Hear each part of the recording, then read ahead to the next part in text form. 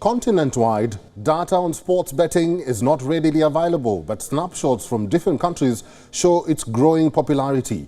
Online gaming platforms have enjoyed recent growth driven by widening adoption of mobile payments and pandemic-era demand for digital entertainment.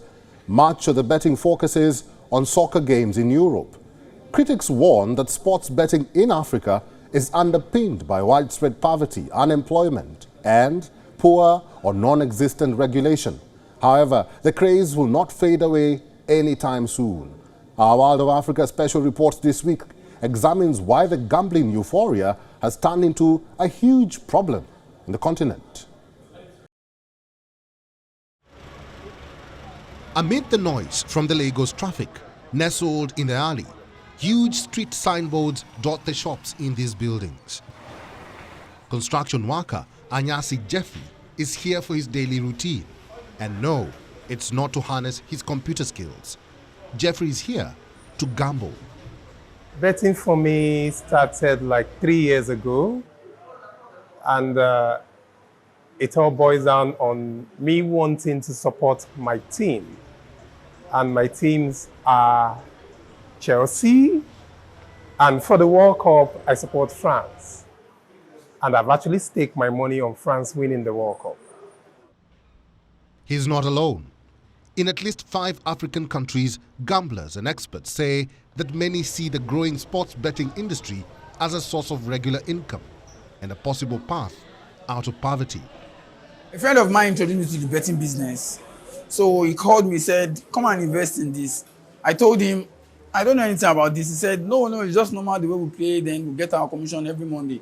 So I said, okay. So I told my father, and my father said, okay, let's give it a try. So we did. So from first shop, I'm on my 8th shop. A South African government survey from 2017, the most recent on gambling, found that sports betting grew 14% per year from 2008 to 2016. Even as the number of South Africans who gambled fell from 57% to a third of the country's adult population.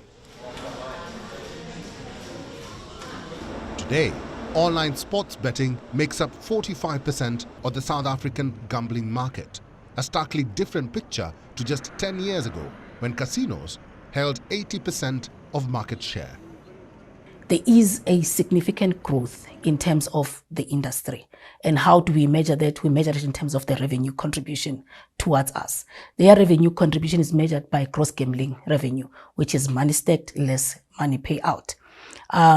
For instance, it has increased by 50% from where it was before the lockdown.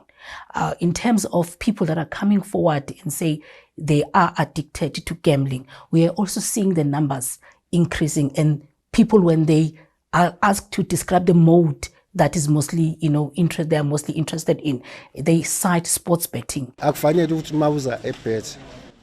You shouldn't come to a betting shop if you have stress taking your last monies to bet, because if you don't win, you'll collapse. People collapse here in the shop and we never know if it is due to hunger or any other condition. People get hurt here. We've seen a lot of people that have collapsed here. African gamblers are said to often count on winnings to fund daily needs. The economic situation in Africa, but delimiting it to Nigeria, is not favorable. So people now see the aspect of football betting as an avenue to make quick money. When I gamble, I'm very grateful with whatever I get from my winnings. Be it 200 rands or 150 rands, that is fine. There's no work in the township and no one will give you money, especially since there's no work. Accept any amount you receive and you will be able to close off expenses. A Ugandan parliamentary committee earlier this year suggested banning daytime betting.